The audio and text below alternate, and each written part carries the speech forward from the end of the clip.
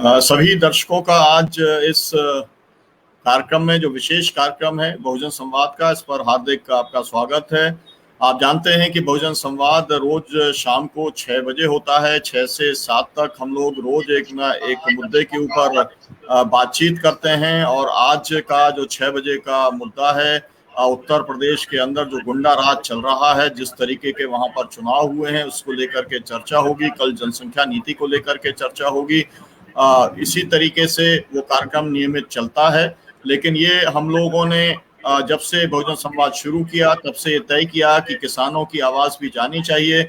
और इसलिए किसानों की सभी साथियों से अनुरोध है कि आप थोड़ा अपना म्यूट कर लीजिए। शिव सिंह जी और श्रीवास जी, अपना म्यूट कर लीजिए, इसे बंद आप कर लें। स्पीकर इसका बंद कर दें। आवाज जो है वो ये हो रही है, रेजोनेंस हो रही है। शिव सिंह जी, आप भी थोड़ा इसको बंद कर दें, इसकी आवाज, स्पीकर बंद कर दें। शिव सिंह जी, आप, आवाज नहीं आ रही है उनके पास। जी, तो आठा जी, आप अगर उसको थोड़ा देख लेंगे। तो जो मैं कह रहा था आपसे कि हम लोग किसानों के सवालों को पिछले लगातार महापंचायतों में हम लोग रखते रहे हैं। 283वीं किसान महापंचायत है और उसका को लेकर के हम लोग जूम मीटिंग भी करते हैं। पूरे जो हमारे पदाधिकारी हैं पूरे प्रदेश के, जो हमारे अन्य राज्यों से भी जुड़े हुए जो पदाधिकारी हैं, उनकी हम मीटिंग करते हैं। लेकिन एक फेसबुक लाइव करना इसलिए जरूरी है कि हमारी बात अधिक लोगों तक पहुंचे। पहले जब तक ये कोरोना काल नहीं था, हम लोग फिजिकली महापंचायत गांव के स्तर पर करते थे, किसी न किसी गांव में करते थे। जब ये सिलसिला शुरू हुआ, आप सबको मालूम है, जो नए दर्शक जुड़े हैं उनको मैं बताना चाहता हूं कि किसान संघर्ष समिति की जो स्थापना है वो 25 दिसंबर 1997 को हुई थी। और वहां पर एक आंदोलन शुरू हुआ और उस आंदोलन के ऊपर पुलिस फायरिंग कराई गई 12 जनवरी को 98 को। और 24 किसान उसमें शहीद हुए और उसमें 4 साथियों को बाद में 17 साल के बाद में जाके आजीवन कारावास भी हुआ, जो कि न्याय व्यवस्था की स्थिति को बताता है। लेकिन तब से जो एक किसान महापंचायत का सिलसिला शुरू हुआ वो आज भी चल रहा है। तो 283वीं किसान महापंचायत में बहुजन संवाद के सभी दर्शकों का हार्दिक स्वागत है। आज हमारे साथ में जुड़े हुए हैं एडवोकेट आराधना भार्गव जी हैं, जो कि उपाध्यक्ष हैं किसान संघर्ष समिति की और उसके वकील भी हैं। सभी जो हमारे 140 केसेस हैं, इसके अलावा भी केसेस उन्होंने निःशुल्क लड़ने का काम किया है।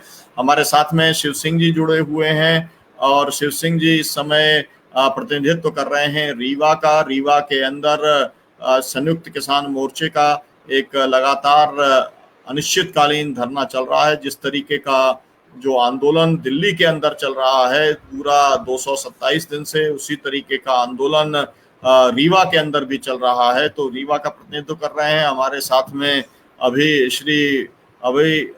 श्रीवास जी जुड़े हैं, जो कि सागर से हैं, एक्स मिलिट्री मैन हैं और अभी बहुत उत्साह के साथ में वो सागर के अंदर काम कर रहे हैं। लेकिन ये डिजिटल इंडिया में बहुत ज़्यादा दिक्कत है कि बार बार इसमें से लोग जो है कट जाते हैं और फिर से जुड़ेंगे।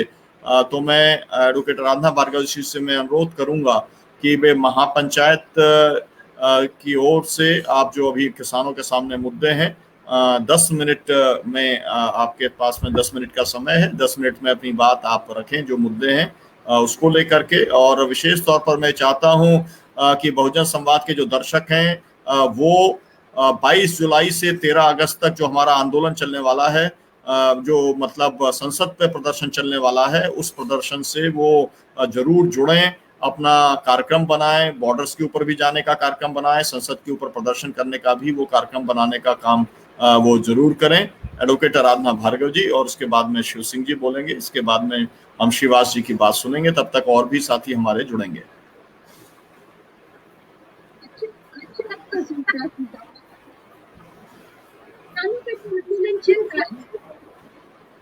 आपकी आवाज क्लियर नहीं है। आवाज थोड़ा माइक के पास में आपको बोलना पड़ेगा। आवाज क्लियर नहीं आ रही है।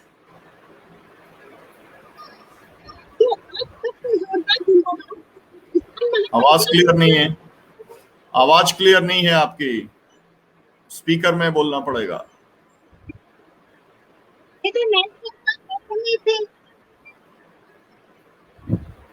तो आप सब साथियों को जोरदार जिंदाबाद करती हूँ। अभी संसद पे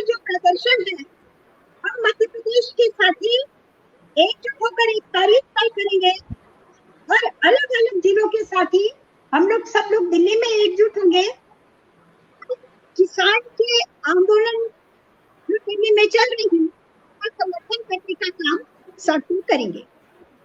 अभी ये कहा गया कि मंडियों के लिए पैसा बढ़ाया गया है, मंडियों को खत्म नहीं किया जाएगा, ये कृषि मंत्री जी ने कहा। साथियों, ये बात पहले से सुनते चले आते हैं कि मंडियां समाप्त नहीं होंगी, मंडियां होंगी और मंडियों के साथ साथ प्राइवेट मंडियां होंगी। तो सरकारी मंडी के साथ साथ प्राइवेट मंडियां होंगी। सरकारी मंडी को आप रखने वाले हैं, परंतु जो प्राइवेट मंडियों को आप सुविधाएं दे रही हैं, इसके कारण सरकारी मंडी स्वाभाविक तौर पर बंद होगी और मध्य प्रदेश में सरकारी मंडियां बंद होने की कगार पर है। हम इस बात को देख रहे हैं।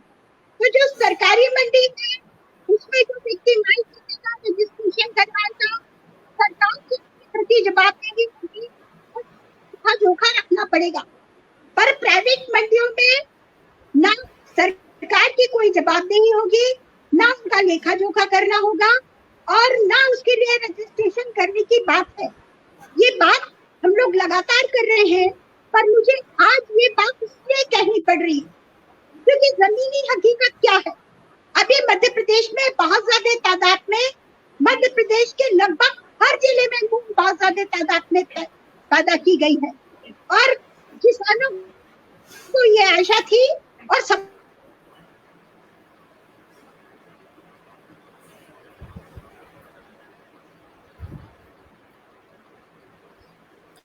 मुझे लगता है कि उनकी आवाज चली गई है, ये नेटवर्क का इशू है और इसलिए जब वो ज्वाइन फिर से करेंगी तब वो अपनी बात रखेंगी। मैं शिव सिंह जी से मैं अनुरोध करता हूं कि वो जो वहाँ आंदोलन चल रहा है उसके बारे में और जो मुद्दे हैं दिल्ली के आंदोलन के बारे में अपने विचार रखें। शिव सिंह जी,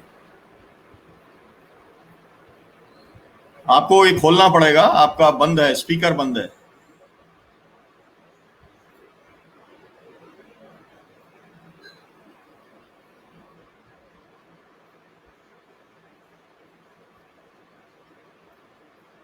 बंद है अभी, आपका स्पीकर बंद है। वो जो आपका गोल निशान लगा है ना उसके ऊपर टच करिए केवल आप, स्पीकर के ऊपर।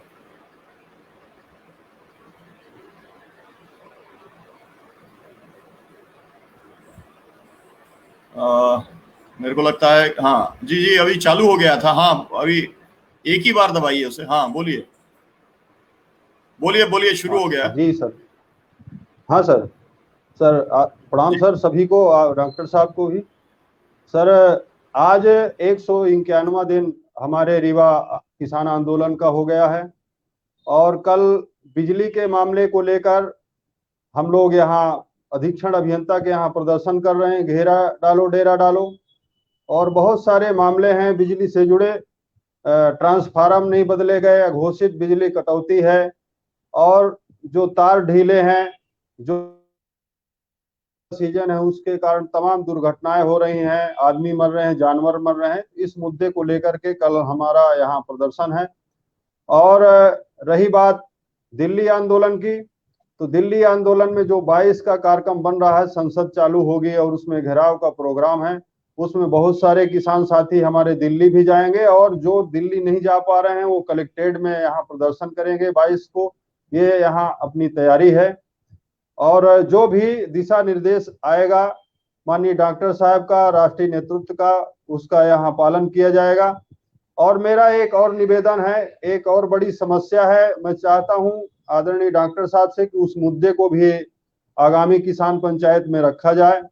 यहाँ जो मध्य प्रदेश के अंदर जो रेलवे के लिए भूमि का अधिग्रहण हुआ था, जैसे रीवा सिंगरौली सीधी रेल लाइन के लिए 2009-10 में रेलवे का रेल लाइन के लिए अधिग्रहण हुआ और उसमें फिर एक नौकरी का प्रावधान किया गया, मुआवजे का प्रावधान किया गया। उसमें नौकरी नहीं दे रहे थे। शुरुआती दौर से ही मैंने उस लड़ाई को लड़ा तो लगभग 700-800 किसान परिवारों की जमीनों का अधिग्रहण हुआ था। प्रत्येक परिवार के एक सदस्य को नौकरी का प्रावधान था, जिसमें लड़ाई लड़ते लड़ते अभी कम से कम 400 से आसपास किसान परिवार के सदस्यों को नौकरी दी गई है और बहुत सारे लोगों को नौकरी इस आधार पर देने से रेलवे ने मना किया है कि जो जिसके बच्चे नहीं हैं, नाती है या बच्चा बालिग हो गया है, नौकरी पाने का हकदार नहीं है, ज्यादा उम्र हो गई है, तो उसमें जो नाती है उसको नौकरी देने के लिए आवेदन फार्म भरे गए, तो रेलवे ने इस कहकर मना कर दिया कि नाती को नौकरी देने का प्रावधान नहीं है। जबकि देखा जाए तो जो असली वारिस है, जो बाबा की संपत्ति का असली वारिस है, वो नाती ही होता है। इसमें सुधार होना चाहिए। और रही बात, जो बहुत सारे लोग नाबालिग थे जो फॉर्म नहीं भर सकते थे, वो अब बालिग हो गए हैं। उनके संबंध में हमने प्रधानमंत्री महोदय, रेल मंत्री महोदय को लेटर भेजा। उनका ये कहना है कि ये नाबालिग थे उस समय, इसलिए अब उनको हम नौकरी नहीं दे सकते। तो ये बहुत सारी समस्याएं हैं। इसी तरह मैं बालाघाट गया 3-4 साल पहले, वहां कटंगी तिरोड़ी ब्रॉडगेज परियोजना थी रेल लाइन की, उसमें 224 किसानों की जमीनों का अधिग्रहण हुआ था। तो उसमें अभी मात्र 40-42 परिवारों को नौकरी दी गई। वहां भी आंदोलन प्रदर्शन हुए। फिर जो वहां के तत्कालीन बीजेपी सांसद थे, उन्होंने आंदोलन को कुचलने का काम किया। ये आश्वासन दिया कि हम नौकरी दिला देंगे, आप आंदोलन बंद कर रखा। फिर हमने उस आंदोलन को चलाया तो 42 लोगों को नौकरी दी गई। अब एक और सरिये कानून बना दिया है रेलवे ने। नवंबर 2019 में रेलवे ने एक कानून बनाया कि अब जो रेलवे में जो नौकरी की मांग करेगा, जिसकी जमीन का अधिग्रहण होगा, उसको नौकरी नहीं दी जाएगी। मुआवजा के अलावा 5 लाख रुपए प्रत्येक परिवार को और दिया जाएगा।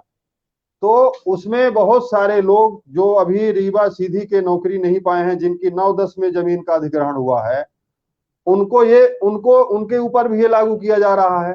जबकि जब से कानून बनेगा उसके बाद वो कानून लागू होगा, उसके बाद जो फॉर्म भरेगा उस पर लागू होगा। तो इस तरह से रेलवे प्रबंधन गुमराह कर रहा। मैं लगातार चिट्ठी भेज रहा हूं, मेरे पास पूरा डाटा रिकॉर्ड मौजूद है, लेकिन रेलवे प्रबंधन मानने के लिए तैयार नहीं है।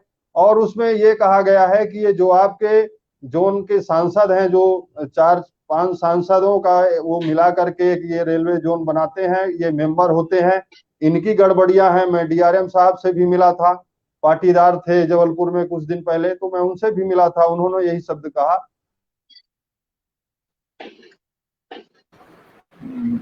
जी बहुत बहुत साथियों, डिजिटल इंडिया में सब मामला ऐसे ही गोलमाल है। खैर, उनकी बात लगभग पूरी हो गई थी। अब मैं अभी श्रीवास्तव जी से आग्रह करूंगा कि वे बताएं। और ये बहुत संयोग है कि संदीप ठाकुर जी वरिष्ठ नेता हैं, किसान आंदोलन के सागर से ही हैं और लगातार सक्रिय रहते हैं सोशल मीडिया पर भी और फील्ड में भी। और अभी जब भोपाल में आंदोलन हुआ था तो उनकी और साथियों की उनकी गिरफ्तारी भी हुई थी, जिस दिन हम लोगों ने राजभवन के ऊपर प्रदर्शन किया था। तो श्रीवास जी, अभी आप बोलें, आपको आवाज आ रही है? आवाज नहीं आ रही है। संदीप ठाकुर जी, आप अपनी बात रखें, आपको खोलना पड़ेगा अपना उसको। सर नमस्कार, इंकलाब जिंदाबाद, जय किसान साथियों। अभी बहुत ही विडंबना है कि 7-8 महीने से रेगुलर दिल्ली पे हमारे साथी बैठे हैं और ये निर्दयी सरकार उनकी नहीं सुन रही। इसके अलावा जो क्षेत्रीय जनप्रतिनिधि काम करते हैं उनके लिए भी दबाने को चलने का काम किया जा रहा है। यहाँ पे हालात ये हैं कि अगर कोई शासन प्रशासन की तरफ टेढ़ी नजर उठाकर भी किसान देखता है तो उसे झूठे मुकदमों में फंसवाया जा रहा है। और ना हमारा 2020 का बीमा अभी दिया है ने, और ना कुछ। हर प्रकार से इस तरीके से मतलब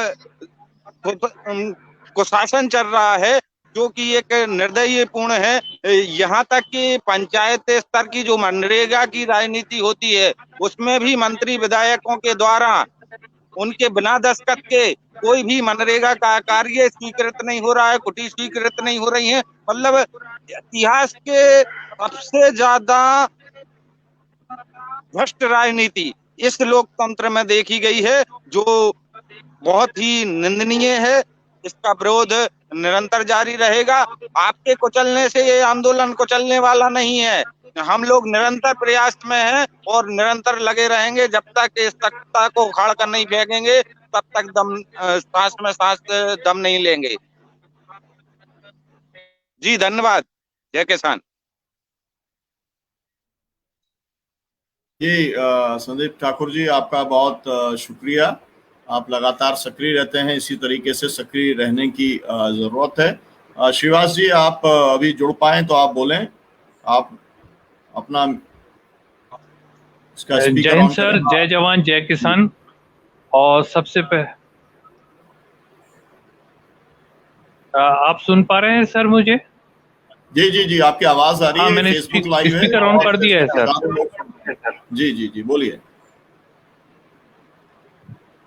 आप सुन पा रहे हैं सर मुझे? हाँ, मैं सुन पा रहा हूँ। नहीं होगा तो मैं बोलूंगा आपसे, आप तो अपनी बात कंटिन्यू कीजिए।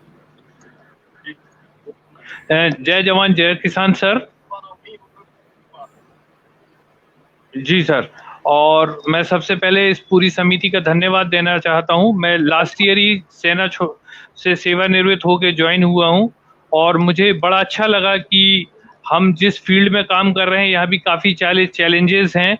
और सागर, जहां मैं मूलतः निवासी हूं जहां का, तो यहाँ पे 3 मंत्री हैं, जिनके कारण क्या है कि काफ़ी विरोधाभास है। पर क्या है, लोग खुल के सामने नहीं आ पा रहे हैं। जैसे राहतगढ़ तहसील में मेरी बातचीत कंटिन्यू चल रही है, रेहली तहसील में चल रही है और गढ़ाकोटा तहसील में चल रही है। तो यहाँ के कृषि मंत्री गोपाल भार्गव जी का प्रभावित क्षेत्र है रेहली, तो वहाँ भी लोग खुलकर नहीं आ रहे हैं, पर त्रस्त हैं सर ये लोग। इनकी सबसे बड़ी मूलभूत समस्याएं ये है कि अनुदान की राशि जो है, ये मैं इन लोगों को मोटिवेट कर रहा हूँ कि इसको बंद करना।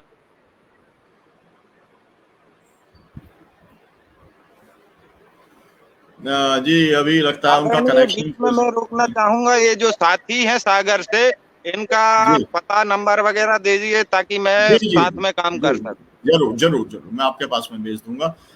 मैं रामस्वरूप मंत्री जी से आग्रह करूंगा कि हमारे तो साथी बार बार जो है, पहले एडवोकेट आराधना भार्गव जी का जो है नेट चला गया, फिर शिव सिंह जी का चला गया, अभी श्रीवास जी का चला गया। श्रीवास जी, अगर आप वापस कंटिन्यू कर सकें तो आप करें। जी सर। और मैं क्या कंटिन्यू कर सकता हूँ? जी सर। हाँ जी जी, कंटिन्यू कीजिए आप।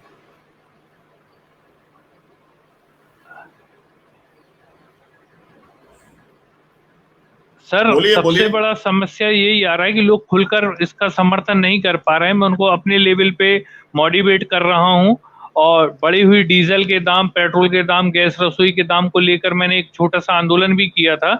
बारिश की वजह से जितने जन समुदाय, हाँ, बारिश की वजह से सर जितने जन समुदाय जोड़ना था उतना नहीं हो पाया, पर फिर भी मेरे अपेक्षा अनुसार वहां लोग पहुंचे और विरोध प्रदर्शन हुआ। और हम आर्मी वालों के अंदर एक जुनून होता है सर, और हम इस जुनून को कायम रखेंगे, इस आंदोलन को जिंदा रखने के लिए। और ये मेरा आपसे पूर्ण, माने आप मेरे ऊपर यकीन कर सकते हैं कि ये आवाज जो है, यहाँ पे 3 नेता नहीं 10 नेता मिलकर भी दबा नहीं सकते हैं। आज जैसे यहाँ पे दैनिक भास्कर की न्यूज थी कि जो हमारी सागर झील है उस पे अतिक्रमण हुआ है, उसको लेकर भी मैंने आज एक वीडियो जारी किया है और मैं कल या परसों में जाकर एसडीएम को इसका विज्ञापन दूंगा और इस पे आपको संबंध में जानकारी देता रहूंगा। बाकी तहसील लेवल पर मेरा जारी हो चुका है। मैं रेहली और राहतगढ़ के दोनों तहसीलों के टच पे हूँ। आज मेरी गढ़ाकोटा तहसील से भी बातचीत हुई है और जैसे ही वहां से हमको इंफॉर्मेशन मिलेगी मैं वहां भी जाऊंगा। माने किसानों से मैं मैन टू मैन मिलने की कोशिश कर रहा हूं और जमीनी स्तर पर हम इस पे काम करेंगे सर, तब जाके हमको कामयाबी मिलेगी। क्योंकि आम जनता तो त्रस्त है ही सर, इसमें कोई शक और दो राय नहीं है कि आम जनता जो है महंगाई जैसे मुद्दे से त्रस्त है। बस खुल के थोड़ा सा सागर में आने से मैं जितना समझता हूँ थोड़ा सा डर रहा है उसका। साथियों, अगर सागर के लोग, बुंदेलखंड के लोग अगर डरेंगे तो फिर सामने कौन आएगा? तो इसलिए जो है, और वो भी फौजी साथी अगर ये बात करें कि लोग डर रहे हैं, तो मुझे लगता है कि अभी हम लोग अपनी बात को पहुंचाने में कहीं ना कहीं पर हमारी कमी है, और बात जब लोगों को समझ में आ जाती है तो डर जैसा कुछ नहीं है जो सागर के अंदर लोगों के ऊपर असर कर सके। मैं अब रामस्वरूप मंत्री जी से मैं अनुरोध करूंगा कि आप लगातार प्रभारी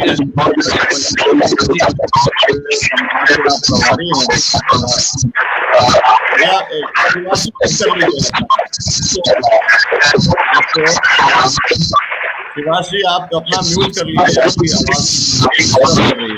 बाकी सर ये किसान आंदोलन की आवाज यहाँ दबेगी नहीं। शिवाश जी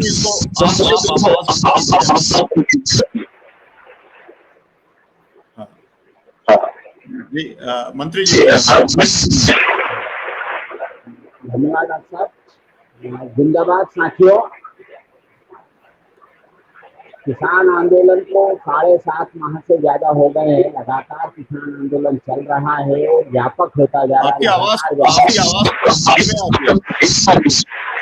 मेरे को लग रहा है ये आवाज नहीं आ रही? नहीं, श्रीवास जी आप कृपया करके म्यूट कर लिया है आपने, थैंक यू, है ना। रामस्वरूप मंत्री जी बोलिए, आप आवाज स्लो आ रही थी आपकी। किसान आंदोलन व्यापक होता जा रहा है किसान आंदोलन, और उसी के तहत मध्य प्रदेश में भी लगातार सक्रियता बढ़ रही है। 8 जुलाई का जो आंदोलन था महंगाई के खिलाफ, किसान संघर्ष समिति ने जो आह्वान किया था, संयुक्त किसान मोर्चे ने जो आह्वान किया था, उसका व्यापक रूप से पूरे मालवा निमाड़ अंचल में भी कार्यक्रम आयोजित हुए। इंदौर के अंदर भी अन्य किसान संगठनों के साथ मिलकर हमने बड़ा प्रदर्शन किया। प्रदर्शन के साथ में कमिश्नर को हमने ज्ञापन भी दिया कि यह जो महंगाई है, जो महंगाई बढ़ रही है, उसकी जिम्मेदार कांग्रेस की, उसकी जिम्मेदार केंद्र की और मध्य प्रदेश की सरकार है। पेट्रोल, डीजल और गैस पर जो 30 रुपए का डीजल होता है वह 100 रुपए के लीटर बिक रहा है।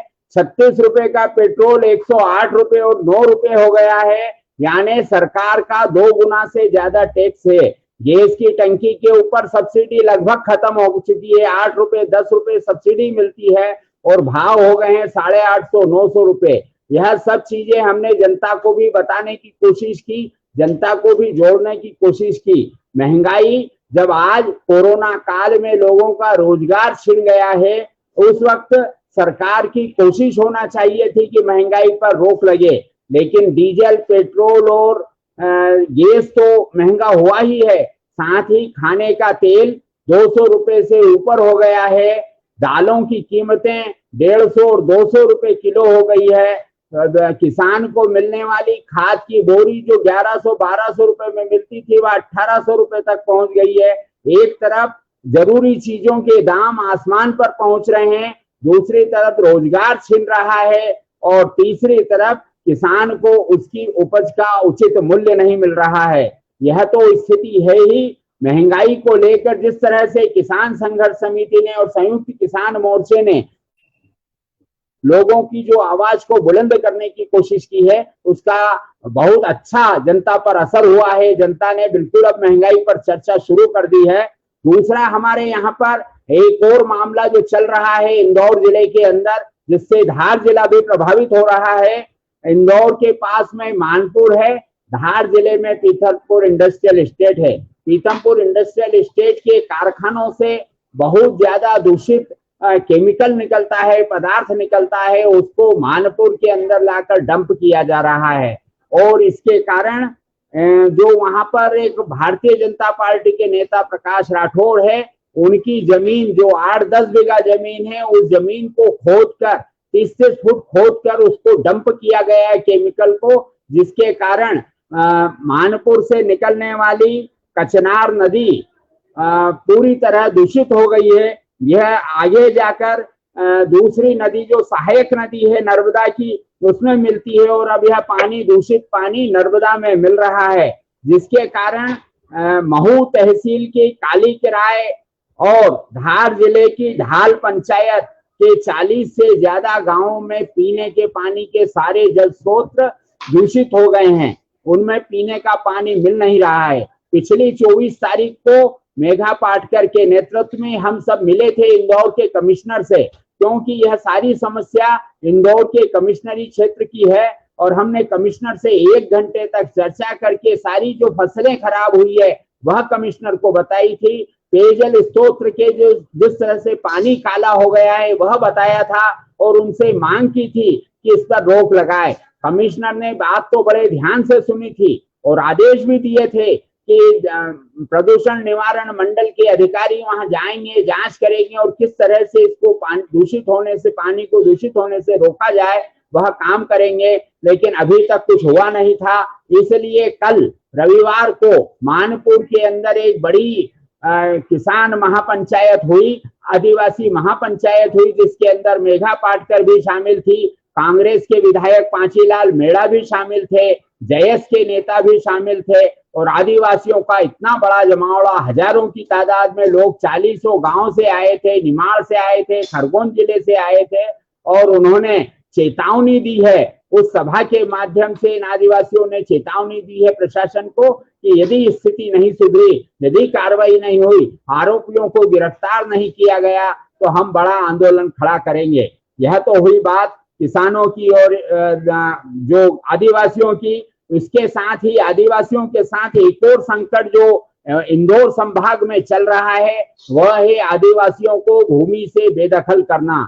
जिन आदिवासियों को जमीन के पट्टे दिए गए थे खेती करने के लिए, उनसे वह जमीन छीनी जा रही है। उसी के साथ में जो मकान बनाने के लिए जमीन दी गई थी वह भी छीनी जा रही है। वन विभाग का अमला रातों रात जाता है गांव में और गांव को खाली कराने की कोशिश करता है, उनके मकान दुकान तोड़ते हैं, जमीन से फसल उखाड़ते हैं और उस पर कब्जा कर रहे हैं।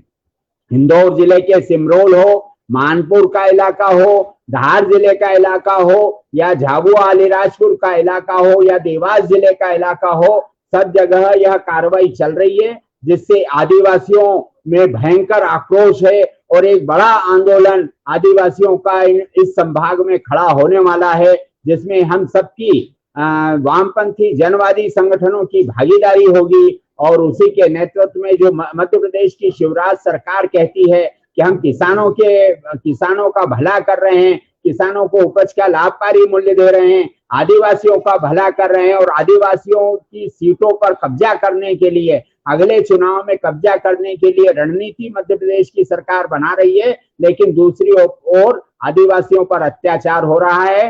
इस अत्याचार के खिलाफ हम सबको मिलकर किसान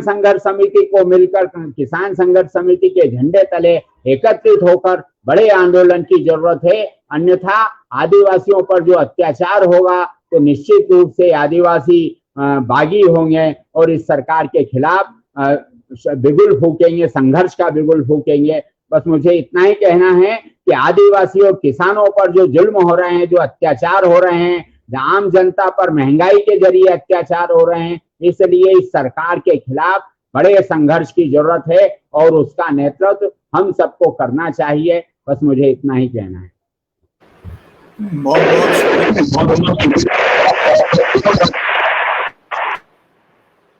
जी, आपने बहुत महत्वपूर्ण मुद्दों की जानकारी दी।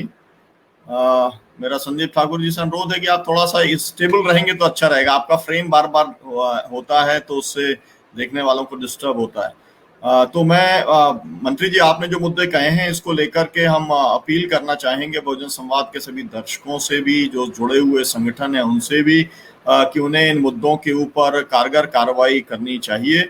और इसको लेकर के अगर आप मंत्री जी कोई एक हम लोग सब लोगों की तरफ से कोई हम पिटीशन हम दे सकें कमिश्नर के लिए ही, उनका ध्यान आकर्षण करने के लिए, जैसा भी आपने बताया कि आप लोग गए थे, आप लोगों ने मीटिंग की थी, उसी तरीके से पूरे प्रदेश के साथियों की तरफ से भी ये मुद्दा अगर वहां पर जाएगा तो अच्छा होगा। मैं मंत्री जी, आप सेंचुरी मिल के आंदोलन के अंदर भी शामिल हैं। मैं ये अनुरोध करना चाह रहा था कि आप उसके बारे में भी थोड़ा, क्योंकि 13 तारीख तक का समय दिया है बीआरएस तो जो है यहाँ से दफा हो जाओ, तो उसके बारे में भी आप बताएंगे तो अच्छा होगा। आप शुरू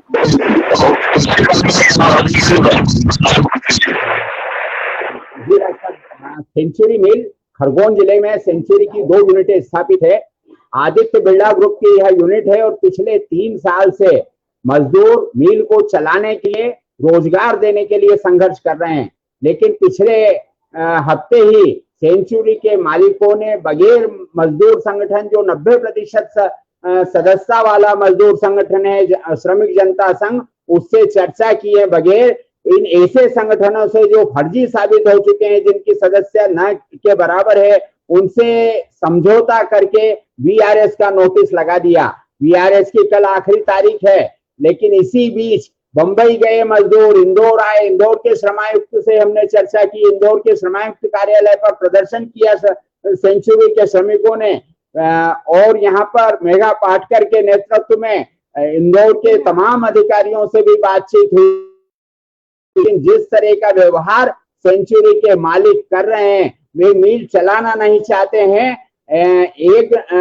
एक नंबर और 2 नंबर का काम करके मिल को लगातार घाटे में बता रहे हैं। लेकिन जो बैलेंस शीट सेंचुरी की आई है, सेंचुरी एक बड़ी कंपनी है जिसके तहत बंबई में भी मिल चलती है, इंदौर खरगोन जिले में भी 2 यूनिटें चलती है, उसका कुल मुनाफा 850 करोड़ है। लेकिन यहाँ की कंपनी को, खरगोन जिले की कंपनी को घाटे का बताकर बंद करने का प्रयास किया जा रहा है। जबकि श्रमिक जनता संघ से पूर्व में जो समझौता हुआ था, उसमें कहा गया था कि यदि आप मिल चला सकते हैं, श्रमिक अगर कोई संस्था बनाकर मिल चला सकते हैं, तो उनको 1 रुपए में देने का हम वादा करते हैं, 1 रुपए में दे देंगे। वही बात अभी जब डालमिया जी से मेघा पाटकर के नेतृत्व में सेंचुरी का प्रतिनिधिमंडल मिला, तो उन्होंने भी कहा कि हम देना चाहते थे, लेकिन आपने अन्य यूनियनों को भी साथ में लिया, इसलिए वह समझौता अब हम पालन करने को बाध्य नहीं है। और जो सेंधवा के एक जिनको टेक्सटाइल इंडस्ट्रीज का कहीं कोई अनुभव नहीं है, उनको यह मिल बेचने की कोशिश हो रही है। पूर्व में 2.5 करोड़ रुपए में मिल बेच रहे थे। जब इसका सारा अनुभव किया गया, सारी संपत्ति के जो सर्वे किया गया, उसमें वह 800 करोड़ से ज्यादा की संपत्ति थी, जिसको 2.5 करोड़ रुपए में दिया जा रहा था। अब फिर औने पौने दाम पर सेंधवा के एक जिनिंग फैक्ट्री के मालिक को यह भूमि बेचने की कोशिश हो रही है और जबरदस्ती वीआरएस देने की कोशिश हो रही है। जबकि श्रमायुक्त से जब हम मिले थे, तो श्रमायुक्त ने साफ कहा था कि वीआरएस का मतलब होता है कि स्वैच्छिक सेवानिवृत्ति। जो मजदूर नहीं चाहता है स्वैच्छिक सेवानिवृत्ति लेना, उसे स्वैच्छिक सेवानिवृत्ति लेने की जरूरत नहीं है, कंपनी उस पर दबाव नहीं डाल सकती। लेकिन दूसरी तरफ कंपनी दबाव डाल रही है और उन्होंने कहा है कि 13 तारीख तक अगर मजदूरों ने स्वैच्छिक सेवानिवृत्ति के फॉर्म नहीं भरे, तो फिर उनके बैंक अकाउंट में पैसा डालकर मिल को पूरी तरह से बंद कर दिया जाएगा। लेकिन इसके खिलाफ हम कानूनी लड़ाई भी, सेंचुरी का जो श्रमिक जनता संघ है, वह कानूनी लड़ाई भी लड़ रहा है। मेघा पाटकर के नेतृत्व में सड़क की लड़ाई भी चल रही है। और निश्चित रूप से जिस तरह से पूर्व में श्रमिकों ने जीत हासिल की थी, उस वक्त इस बार भी जीत हासिल करेंगे और सरकार मजदूरों के खिलाफ जो नोटिस लगाया गया, उस नोटिस को वापस लेना पड़ेगा। धन्यवाद जी, आपका बहुत बहुत जी। हमारे बीच में अब आराधना भार्गव जी जुड़ गई हैं। उनकी बात शुरू हुई थी और तभी जो है नेट चला गया था। अब जो है हम चाहेंगे कि वो अपनी बात यहाँ पर रखें। एडवोकेट आराधना भार्गव जी, आपकी आवाज नहीं आ रही, इसको आप ऑन करिए। सब साथियों को जोरदार जिंदाबाद। आज नेटवर्क का प्रॉब्लम तो बहुत ज्यादा है साथियों, कब खत्म हो जाए इसका भरोसा नहीं। तो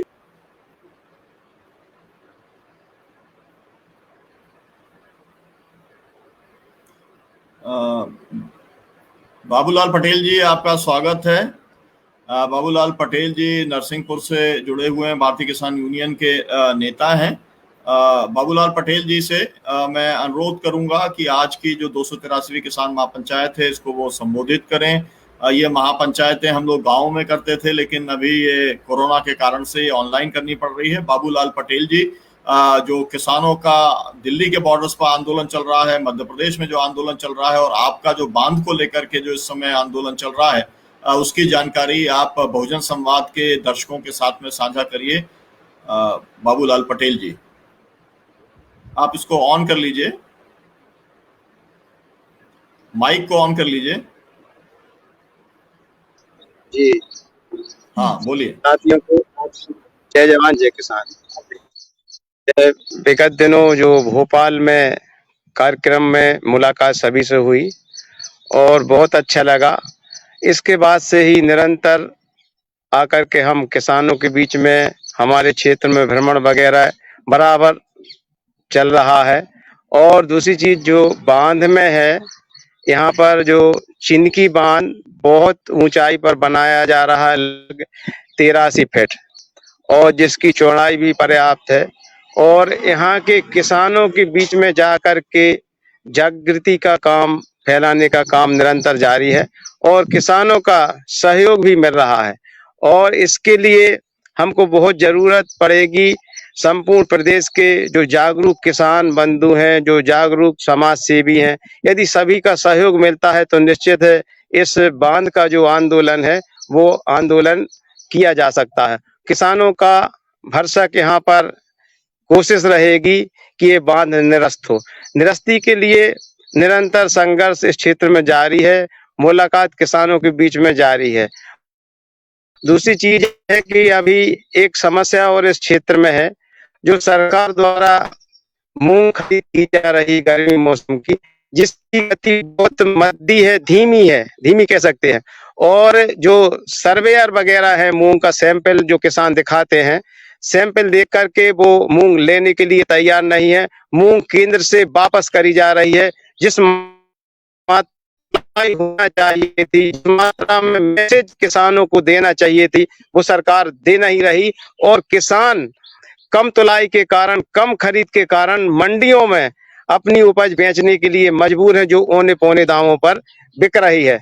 तो इसके लिए भी हमको प्रयास करना पड़ेगा। अभी कई किसानों के मेरे पास फोन आए कि हमारी मूंग कैंसिल कर दी, तोली नहीं जा रही, नमी बताई जा रही। अब तो नमी बची नहीं, क्योंकि 1.5-2 माह मूंग कटे हो गए हैं और किसान बेहद परेशान है। अच्छा, जिन किसानों की बिक भी गई है तो उनका अभी भुगतान भी नहीं हो रहा है, भुगतान किसी किसान का नहीं हो रहा। और कहीं कहीं 1-1, 2-2, 3-3 क्विंटल मूंग केंद्रों पर अभी तक खरीदी गई। ये दुखद विषय है, सरकार की गति अच्छी नहीं है। दूसरी ओर बिजली भी यहाँ इस क्षेत्र में बहुत कम मात्रा में मिल रही, ये भी बहुत बड़ी समस्या है। किसान बहुत ज्यादा ही इस क्षेत्र का परेशान है। तो मैं इस मंच के माध्यम से बात रख रहा हूं कि यदि हमारा संगठन इस मुद्दों पर किसानों के बीच में आकर के यदि काम करता है, अभी हम तो कर ही रहे हैं, गांव-गांव भी जा रहे हैं, अभी दिल्ली जाने का भी प्लानिंग हमारे यहाँ की चल रही है, कुछ किसान तैयार भी हैं।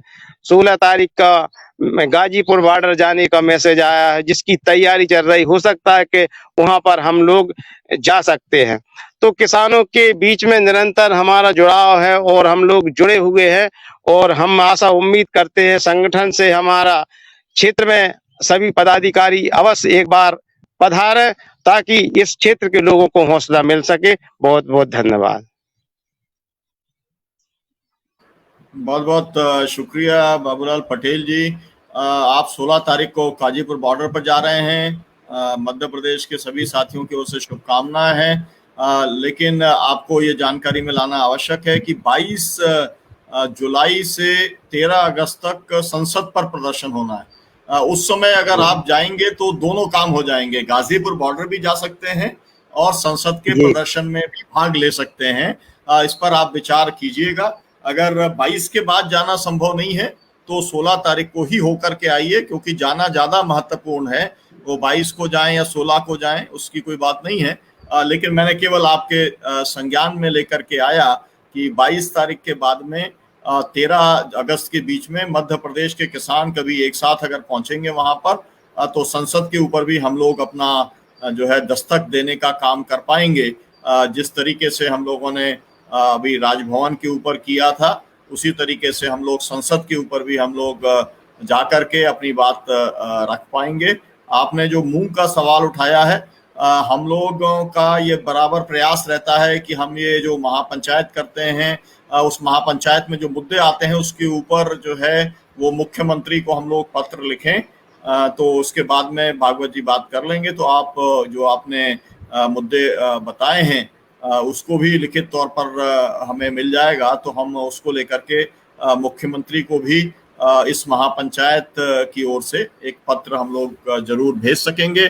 और मैं सभी साथियों से अपील ये करना चाहता हूं कि जो संयुक्त किसान मोर्चे के अलग अलग संगठन हैं, बाबूलाल पटेल जी ने आमंत्रण दिया है, निमंत्रण दिया है कि सभी साथी नरसिंहपुर में जाएं और जो उनका डैम का संघर्ष चल रहा है उस संघर्ष के अंदर शामिल हों। तो मुझे पक्का भरोसा है कि हम लोग इस संबंध में जल्दी निर्णय करके कोई तारीख तय करके हम सब लोग नरसिंहपुर के अंदर जरूर मिलेंगे। आपका बाबूलाल पटेल जी शुक्रिया। राजेश पटेल जी हम लोगों के बीच में जुड़े हैं। अब आराधना भार्गव जी जुड़ गई हैं।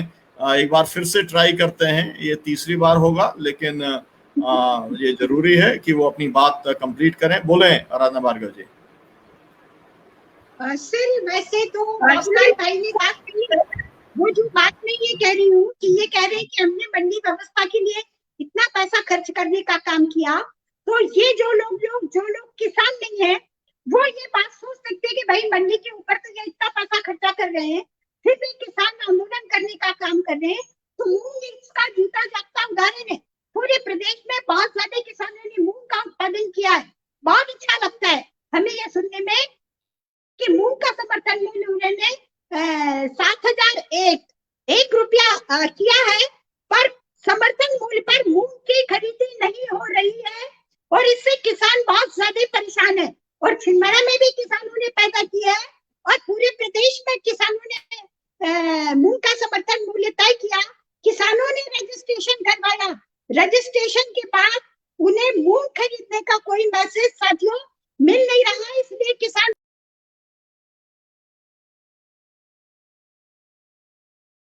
जी फिर उनका जो है कट गया है, संपर्क चला गया है। मैं राजेश पटेल जी से आग्रह करूंगा कि इस समय हम ये देखते हैं कि जो भी कार्यक्रम होते हैं उसमें सबसे ज्यादा भागीदारी सिवनी की होती है।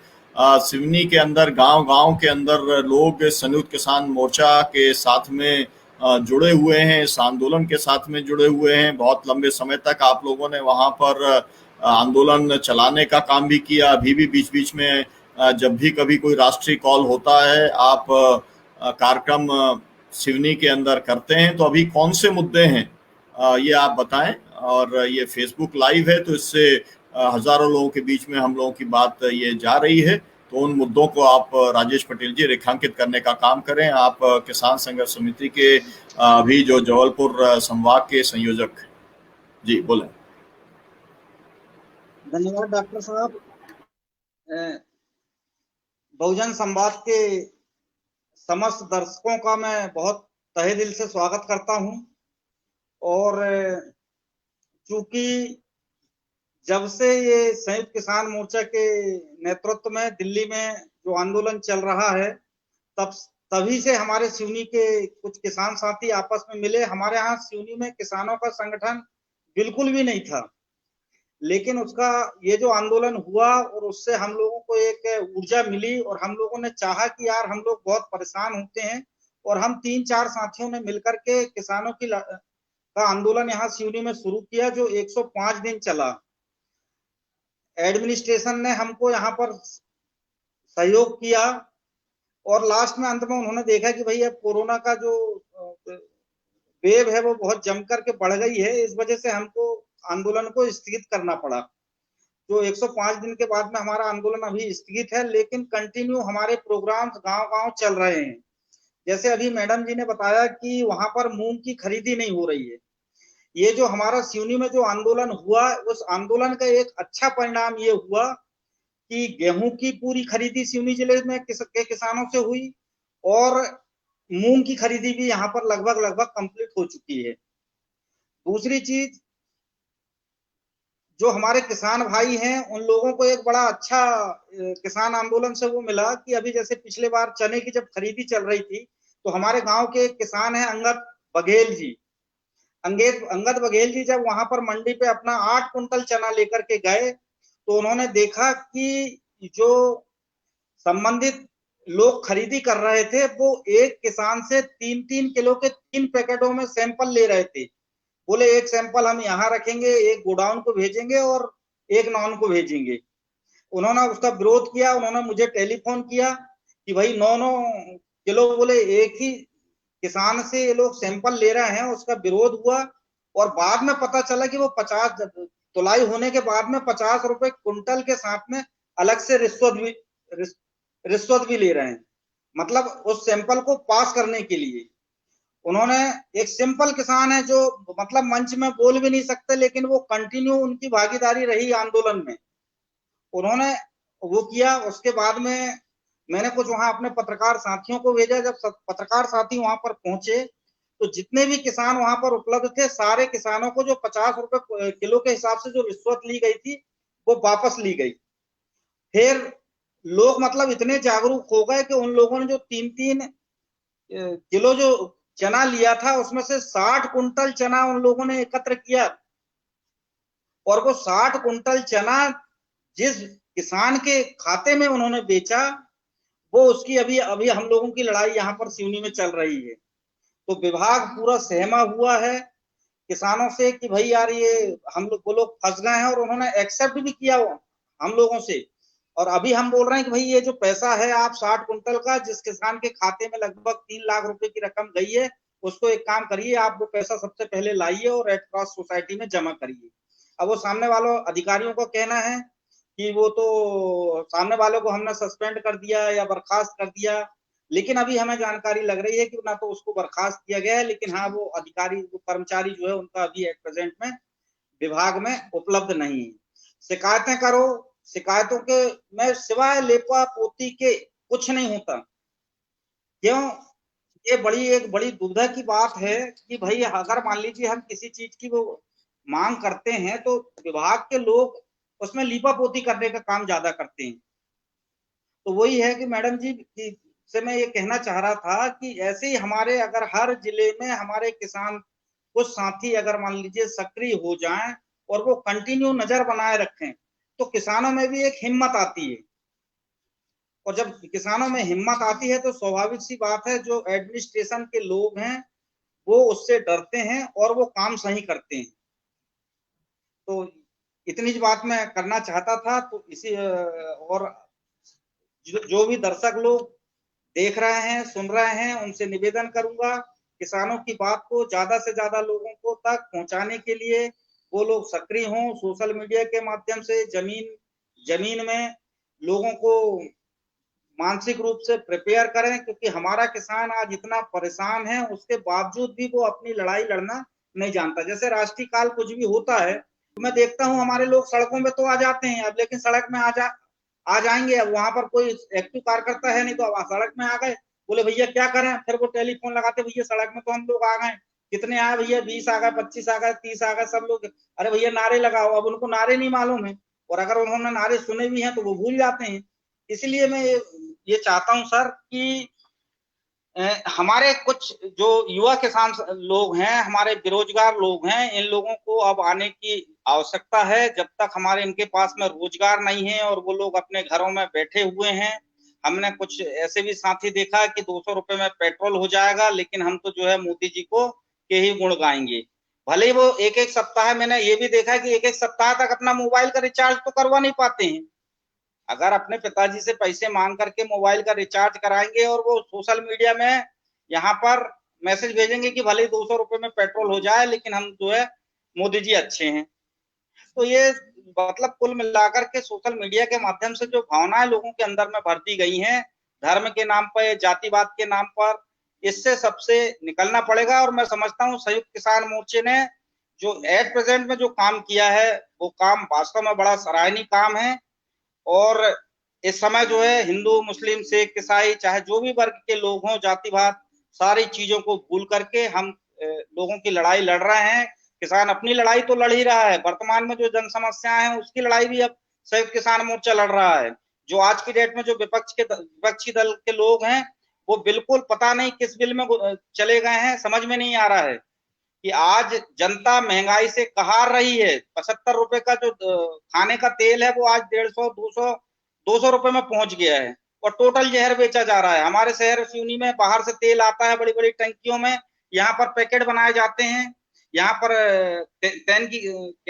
कैन तैयार होती हैं और उसको बेचा जाता है कि ये डबल फिल्टर, ये ट्रिपल फिल्टर। लेकिन क्या है, सरकार को इस सब चीजों की तरफ में ध्यान देना चाहिए। गुणवत्ता की तरफ में ध्यान देना चाहिए, रेट की तरफ में ध्यान देना चाहिए, लेकिन सरकार बिल्कुल इस समय जो है निरंकुश हो गई है।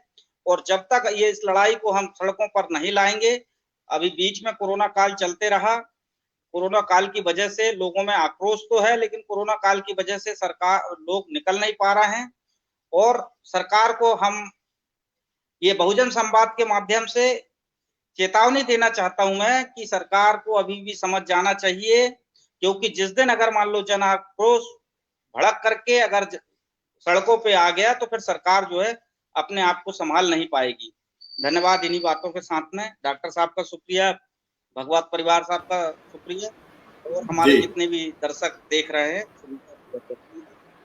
बहुत बहुत शुक्रिया राजेश पटेल जी आपका। मुझे उम्मीद है कि बहुजन संवाद के जो दर्शक हैं वो इन बातों को गंभीरता से लेंगे, इस पर विचार करेंगे और आगे काम बढ़ाएंगे। मैं भागवत परिहार जी जो किसान संघर्ष समिति के महामंत्री हैं, जो कार्यालय के भी प्रभारी भी हैं, उनसे आग्रह करूंगा कि वो अपने विचार रखें इस महापंचायत को, क्योंकि ये तो मुल्ताई की ही महापंचायत है जो अब हम लोग सोशल मीडिया पर पूरे देश के स्तर पर कर रहे हैं।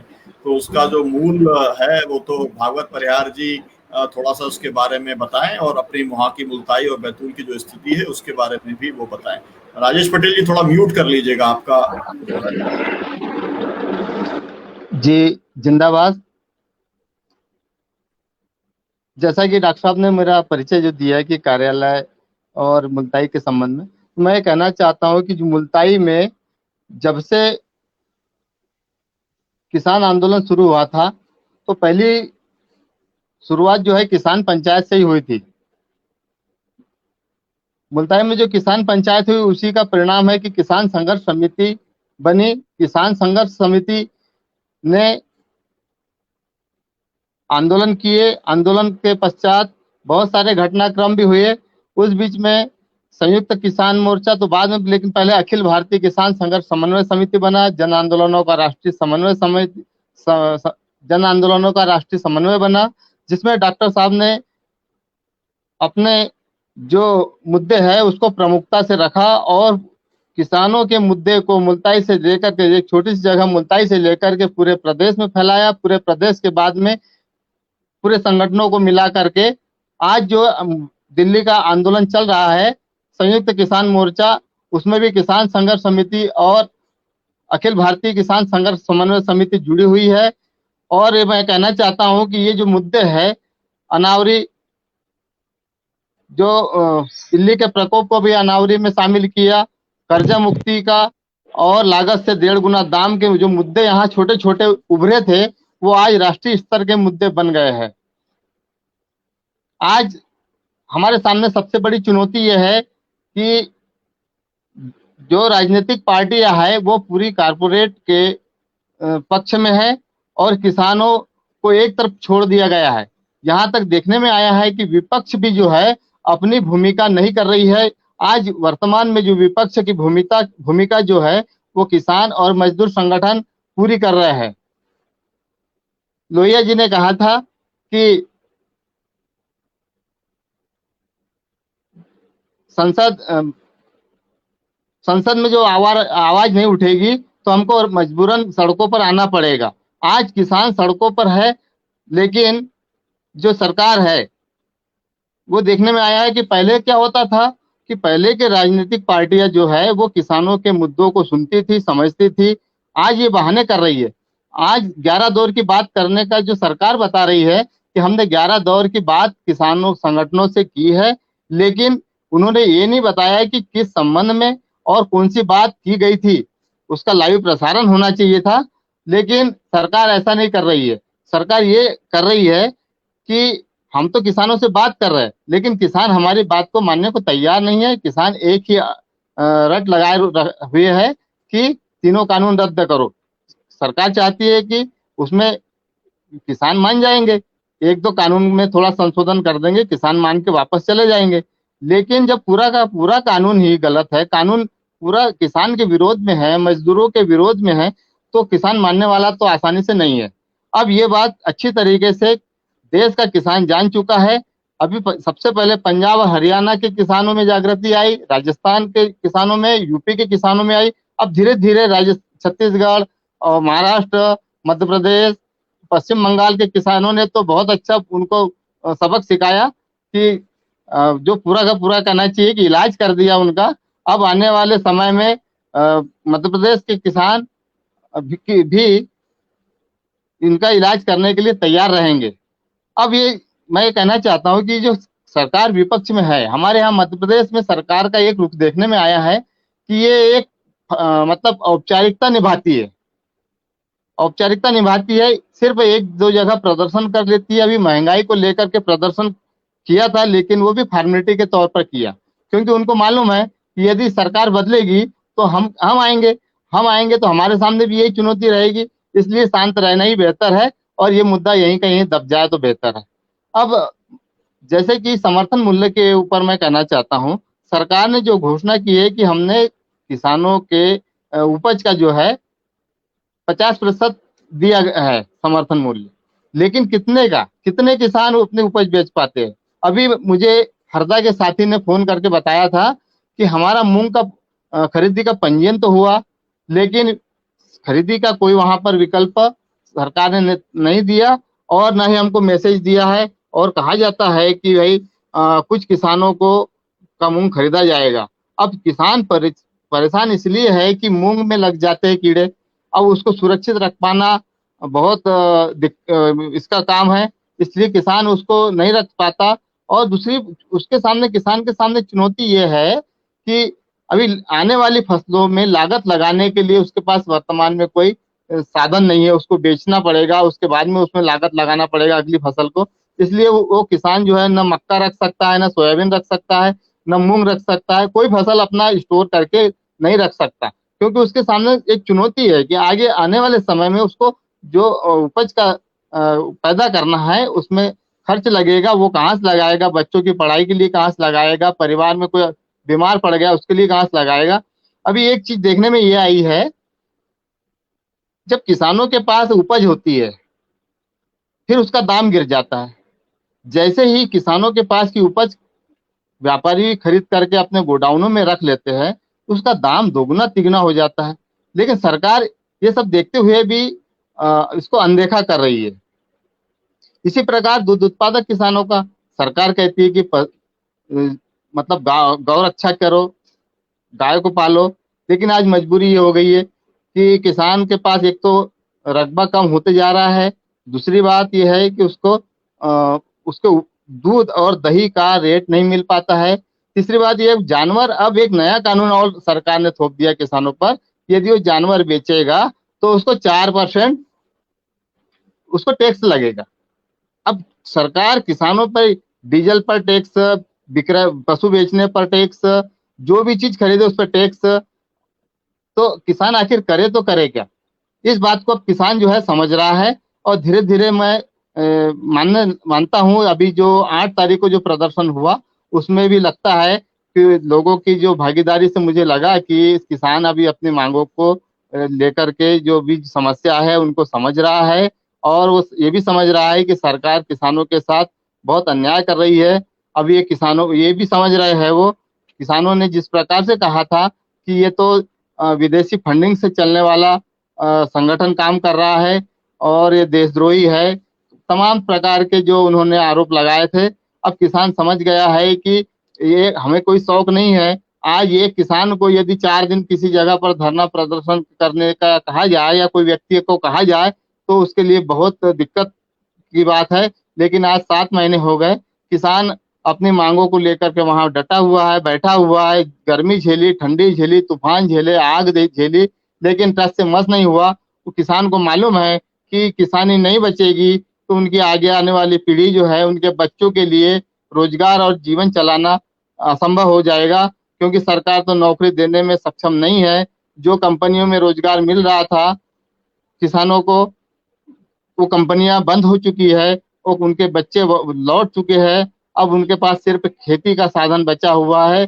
जो खेती का साधन बचने के साथ में खेती में जो काम करने की मजदूरी बची थी वो ही एक विकल्प देखने में आया था कोरोना काल में।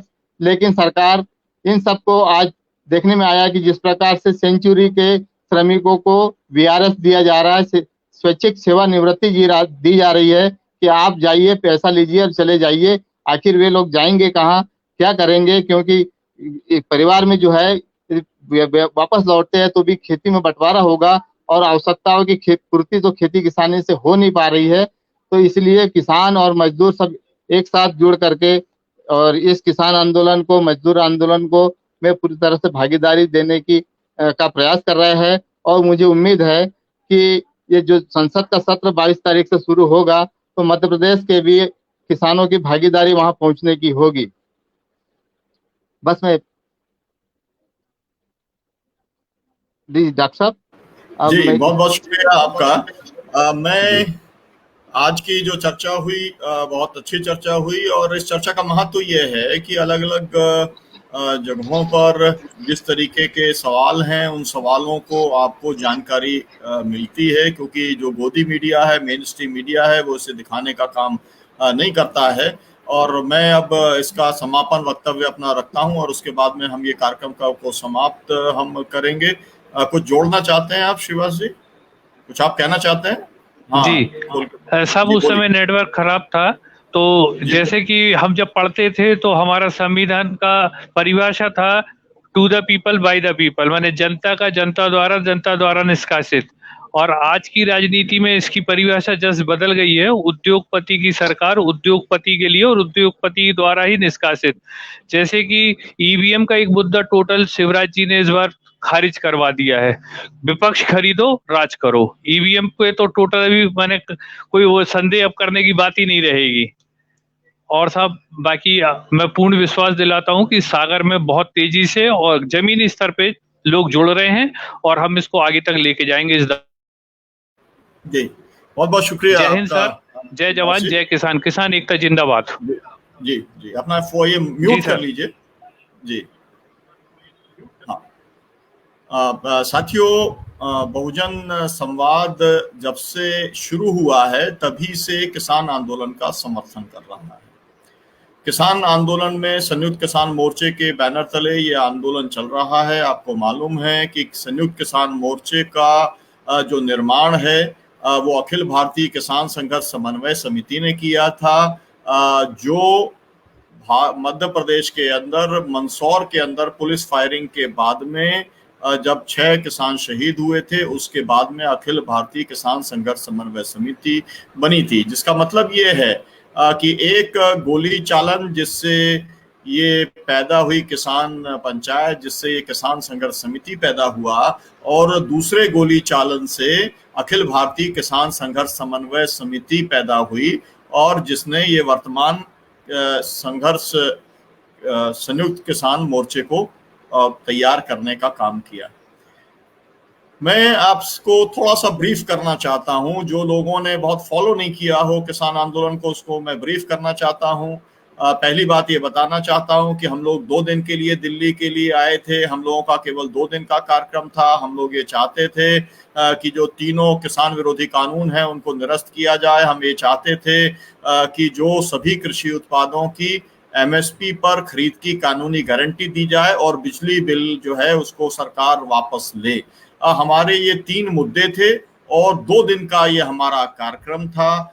लेकिन इस कार्यक्रम के अंदर विघ्न पैदा करने के लिए हरियाणा की सरकार, जो खट्टर सरकार है, जिसे मैं खटारा सरकार बोलता हूं, उसने ये ऐलान कर दिया कि पंजाब का कोई भी किसान हरियाणा से निकल करके दिल्ली नहीं जा सकता। तो वो एक किस्म की चुनौती थी। उस चुनौती को पंजाब के किसानों ने स्वीकार किया और जो भी गड्ढे खोदे थे या जो बहुत बड़े बड़े उन्होंने 20-20 फुट के जो दीवारें खड़ी की थी, कटीरे तार लगाए थे, उस सबको जो है वो पार करते हुए पंजाब के किसान बॉर्डर के ऊपर पहुंच गए।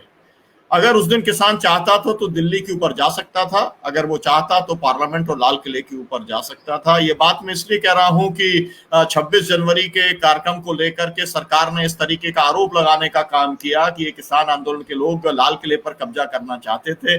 अगर ऐसी कोई मंशा होती किसान आंदोलन की तो हम जिस दिन आए थे, जब हम सब चीजें क्रॉस करके आ सकते थे, तो हम सीधे लाल किले पर भी जा सकते थे और हम सीधे पार्लियामेंट पर भी पहुंच सकते थे। लेकिन हमने बाकायदा ये लिखित तौर पर अखिल भारतीय किसान संघर्ष समन्वय समिति से, संयुक्त किसान मोर्चे से हमने भारत सरकार को दिया कि हम लोग टकराव नहीं चाहते, हम लोग बातचीत चाहते हैं, हम लोग बातचीत के साथ से हम लोग इस समस्याओं का निराकरण करना चाहते हैं। तब से बॉर्डर के ऊपर बैठे हुए हैं और बॉर्डर पर बैठना कोई कमजोरी नहीं है। बॉर्डर पर बैठने के बाद में बॉर्डर पर तो हमने अपनी ताकत दिखाई ही है। ऐसा इस आंदोलन को आपको मालूम है कि नोम चॉम्स्की जैसे लोगों ने, अमृत सेन जैसे लोगों ने इस आंदोलन को एक मॉडल आंदोलन कहा है। पूरी दुनिया के लिए एक आदर्श मॉडल बताया गया है कि आंदोलन कैसे चलना चाहिए, कैसे चलाना चाहिए। तो उस मुकाम के ऊपर हम लोग अगर हम पहुंचे हैं तो इसलिए पहुंचे हैं क्योंकि हमने गांधी जी का जो पूरा विचार था, सत्य का, अहिंसा का, सत्याग्रह का, उसका पालन करने का हमने काम किया है। 26 जनवरी को हम लोगों ने जो कार्यक्रम किया, दिल्ली पुलिस के साथ हमारा जो रूट तय था उसी के ऊपर कार्यक्रम किया, लेकिन होम मिनिस्ट्री ने गड़बड़ किया। ऐसे लोग जो संयुक्त किसान मोर्चे का हिस्सा नहीं थे उनके साथ साठ-गांठ करके ये पूरा षड्यंत्र करने का काम किया गया ताकि इस आंदोलन को बदनाम किया जा सके, इस आंदोलन के ऊपर दमन किया जा सके, लेकिन वो संभव नहीं हो पाया। उससे भी हम उबर करके आ गए, ये पूरा देश और दुनिया ने देखा। आप सबने ये भी देखा कि सुप्रीम कोर्ट के माध्यम से इस आंदोलन को प्रभावित करने का काम किया। केंद्र सरकार को ये उम्मीद थी कि जिस तरीके से उसने सीए एनआरसी के खिलाफ के आंदोलन को कानून व्यवस्था का मुद्दा बता करके उठाने का काम कर दिया था, उसी तरीके से सुप्रीम कोर्ट आदेश कर देगा और लोगों को बॉर्डर से हटाने का काम करेगा। लेकिन संयुक्त जो सुप्रीम कोर्ट है, संयुक्त जो उसने कहा कि जो संयुक्त किसान मोर्चे का आंदोलन है वो करना उसका अपना अधिकार है, ये उसका फंडामेंटल राइट है। और आगे जाकर उन्होंने ये कहा कि सरकार को अगर लगता है कि हम अपने हाथ खून से रंगना चाहते हैं तो हम ये काम कभी करने वाले नहीं हैं। मेरा मतलब है कि हम सलाम करना चाहते हैं। तमाम बार हम लोग ये देखते हैं कि जो पूरी जुडिशरी है वो नतमस्तक हो जाती है, वो सरकार को फॉलो करने का काम करती है, लेकिन संयुक्त किसान मोर्चे के मामले में उन्होंने किसी भी तरीके का दखल देने से इनकार कर दिया। हाँ, उन्होंने एक अच्छा काम किया, इसके ऊपर उन्होंने रोक लगा दी। ये बात जो लोग ये कहते हैं कि इस आंदोलन से क्या हासिल हुआ, उनसे हम ये कहना चाहते हैं कि केंद्र सरकार ने पार्लियामेंट के अंदर जिस कानून को पारित करने का काम किया था उसको आज तक सरकार लागू नहीं कर पाई। ये है इस आंदोलन की ताकत। एक आध ऐसा कानून बताना पूरे देश के अंदर आजादी के 74 साल के बाद में, जहां पर कि आंदोलनकारियों ने किसी कानून को, पारित कानून को रोक दिया हो। हमने पारित कानून को रोका है और केवल सुप्रीम कोर्ट ने ही इसको स्थगित करने का, इसको ऊपर रोक लगाने का काम नहीं किया। भारत सरकार ने जो ये कानून लेके आई थी उसने भी इसे 18 महीने तक स्थगित करने की बात कही है। ये हमारी ताकत बतलाता है। हमारी ताकत मतलब मैं इसे केवल 550 किसान संगठनों की ताकत नहीं मानता, ये देश के 80 करोड़ किसानों की ताकत है, जिसके चलते सरकार को एक किस्म से इसके ऊपर रोक लगानी पड़ी या इसको स्थगित करने का काम करना पड़ा। लेकिन आपको मालूम है इसके बाद भी बात रुकी नहीं। इसके बाद संयुक्त किसान मोर्चे को किस तरीके से इस आंदोलन को तोड़ा जाए, तो बहुत सारे लोगों को बातचीत के लिए बुलाया गया, लेकिन केंद्र सरकार उसके अंदर हार गई, थक गई, उसे लोग मिलना बंद हो गए। 550 किसान संगठनों में से एक भी किसान संगठन को केंद्र सरकार तोड़ नहीं सका। हमें इस बात का बहुत फक्र है क्योंकि हम लोग ये देखते हैं, चुनाव के अंदर देखते हैं, अभी तो उत्तर प्रदेश के अंदर जो चुनाव हुआ उसके अंदर हमने देखा कि जो है लगभग 3050 ऐसे जो मेंबर्स थे, उसके अंदर जो है भारतीय जनता पार्टी हार गई। उनके गिने चुने 500-700 मेंबर चुनाव जीत के आए, लेकिन जिला पंचायत के अध्यक्ष का चुनाव वो जीत गए, ब्लॉक प्रमुख का चुनाव जीत गए, क्योंकि उन्होंने गुंडागर्दी की, उन्होंने अपने दबाव का इस्तेमाल किया, प्रभाव का इस्तेमाल किया, लोगों को खरीदने का काम किया। लेकिन हमें इस बात का फक्र है, संयुक्त किसान मोर्चे का एक भी नेता को नहीं खरीदा जा सका, एक भी नेता को ब्लैकमेल नहीं किया जा सका। सीबीआई भी लग गई, एनआईए भी लग गई, सब कुछ लग गया, लेकिन हमारा एक भी नेता बिका नहीं, एक भी नेता ने समझौता नहीं किया, एक भी नेता अलग से दिल्ली दरबार के अंदर गया नहीं। इस बात का फक्र इस देश के हर किसान को होना चाहिए। बड़ी बड़ी पार्टियां जिन्होंने सरकारें चलाई हैं, जिनके पास में अरबों रुपया है, वो नहीं टिक पाते, लेकिन किसान, उसके पास में कोई आर्थिक ताकत नहीं है, लेकिन उसका एक अपनी ईमानदारी है, उसका एक संस्कार है, और इसलिए वो खड़ा हुआ है और अपने सिद्धांत के ऊपर कोई समझौता करने का काम नहीं कर रहा है। सुप्रीम कोर्ट ने एक कमेटी बना दी, 4 मेंबर कमेटी बना दी कि भाई ये जो है देखेगी कानूनों को लेकर के, और उसके अंदर से एक कमेटी के एक सदस्य जो है वो पीछे हट गए और 3 सदस्यों ने एक रिपोर्ट दे दी। अब सवाल ये है कि जब किसान चाहता ही नहीं है इन 3 कानूनों को, तो आप उन्हें लागू करने का काम नहीं कर सकते। हम ये कहना चाहते हैं इस फेसबुक लाइव के माध्यम से, बहुजन संवाद के सभी दर्शकों से ये कहना चाहते हैं कि हम कोई भी संशोधन नहीं चाहते, हम इन 3 कानूनों को निरस्त कराने की लड़ाई लड़ रहे हैं। और इसीलिए अभी आपने देखा होगा कि महाराष्ट्र के अंदर जब सरकार ने ये कहा कि हम जो है इसके अंदर कुछ संशोधन कर देते हैं, आप बताइए कुछ से संशोधन कर दें, तो हमने ये कहा कि इतना फटा हुआ है कि 2, 4, 10, 50 जगह पर सिलाई से चलेगा नहीं। जब पूरा का पूरा सब जगह फट गया है तो उसको कपड़ा बदलना ही पड़ेगा। इसलिए इन कानूनों को आपको बदलना ही पड़ेगा। नए कानून अगर कोई बनाने हैं तो किसानों के साथ में बातचीत करके बनाने पड़ेंगे, क्योंकि बहुत सारे ऐसे बदलाव हैं जो मंडी में और तमाम सारी जगहों पर किसान चाहता है, लेकिन वो किसानों के साथ ही उनको बदलने का काम हो सकता है, उससे अलग बदलने का काम नहीं किया जा सकता। तो मैं आपको ये बता रहा था कि केंद्र सरकार ने इस आंदोलन को कभी खालिस्तानी बताया, कभी पाकिस्तानी समर्थक बताया, कभी पृथकतावादियों का बताया, कभी जो है विपक्ष के द्वारा जो है पोषित बताया, कभी बाहर से फंड आ रहा है ये बताया। लेकिन हमें इस बात का फक्र है कि एक भी आरोप को भारत सरकार जो है वो साबित नहीं कर सकी का मतलब क्या? NIA फेल हो गया, CBI फेल हो गए, इनकम टैक्स फेल हो गया, सब जितनी एजेंसियां हैं वो सब फेल कर दी किसानों ने।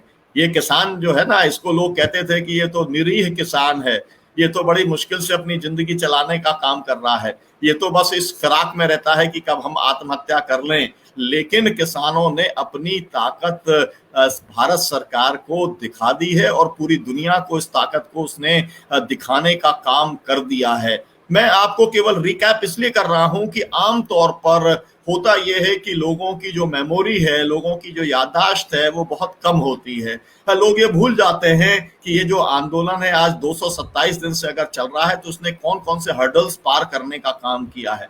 इसने एक किस्म की प्राकृतिक आपदा को भी झेला है। इतनी जबरदस्त सर्दी हुई, इतनी जबरदस्त बरसात भी हुई, इतनी जबरदस्त गर्मी चल रही है, और हमारे तो कई बार तो शाहजहांपुर के अंदर तो पूरे के पूरे टेंट उड़ गए। जितने 150-200 टेंट लगे थे उसमें से एक भी नहीं बचा, सब उड़ गए, है ना। लेकिन उसके बाद भी आज आप फिर आ जाइए तो आपको सब 150 नहीं, अब वहां पर 250 टेंट आपको वहां पर खड़े हुए मिलेंगे। आपने देखा था जब हम आए थे सिंगू बॉर्डर के ऊपर तो और जब हम टिकरी बॉर्डर पर आए थे तो हम केवल आए थे अपने जो है वो ट्रॉली के साथ में आए थे, फिर वहां पर टेंट भी लगे। अब तो बहुत सारी जगह पर एकदम पक्का टाइप का भी इंतजाम हो गया है, क्योंकि अब हम लोगों को बारिश का इंतजाम करना है। और अब तो वहां पर जो है जो सरकार के जो भी नियम कानून है तो वो कहीं पर ऐसा ना हो कि पूरे हाईवे के ऊपर लाखों किसान कि 2 लाख किसान अपने मकान बना लें और स्थायी तौर पर जो है वो चुनौती देने का काम वो सरकार को अपने स्थायी मकान बना करके करते रहे। ये काम जो चल रहा है ये सब जनता की मदद से चल रहा है, मैं ये भी बताना चाहता हूं।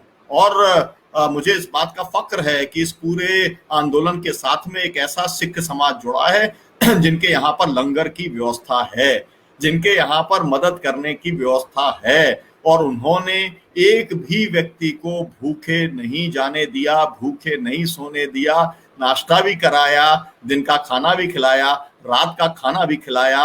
रात के 2 बजे भी अगर कोई जाता है तो उसे खाना मिलता है और उसे चाय भी मिलती है और उसके रुकने का इंतजाम भी होता है। और ये पैसा कहाँ से आता है? ये जनता पैसा देती है। अभी हम देख रहे हैं, अभी गाजीपुर बॉर्डर के ऊपर 100 ट्रॉली गेहूं पहुंच गया। अब ये 100 ट्रॉली गेहूं को किधर रखा जाएगा, सब लोग इस बात को समझ सकते हैं। तो किसान जो है वो जी भर के वहां पर दूध अगर पहुंचता है तो आप देखेंगे कि दूध की कभी कोई कमी जो है बॉर्डर के ऊपर नहीं रहती है।